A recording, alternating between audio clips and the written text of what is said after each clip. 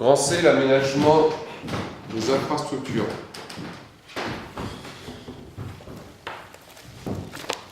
Cette question est traitée en détail dans le chapitre... Non, ça va. L'immédiate proximité de plateformes multimodales ou de hubs ouvrant sur l'espace européen ou mondial est une condition sine qua non de l'implantation des entreprises. Ainsi, les différentes autorités politiques tentent de valoriser et d'aménager les axes de transport routier et ferroviaire pour désenclaver leur territoire. Construction de la A85 ou du périphérique de Tours, par exemple, pour notre espace immédiat. Cependant, la multiplication de gares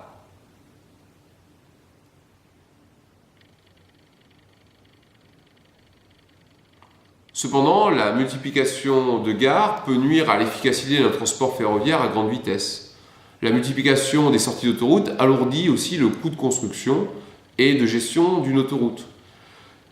Et là, on voit se confronter deux logiques différentes. La logique de grandes métropoles qui désirent être reliées aux espaces productifs très rapidement et la logique de pouvoirs locaux qui souhaitent éviter ce qu'on appelle l'effet tunnel. Effectivement, une autoroute peut traverser votre territoire, mais si elle ne le dessert pas, c'est peine perdue pour vous et votre territoire ne bénéficie pas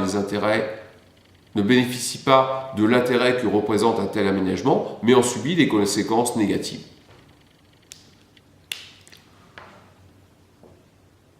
Une autre fracture spatiale est liée à l'inégal accès au réseau numérique, notamment c'est ce qu'on appelle la fracture numérique.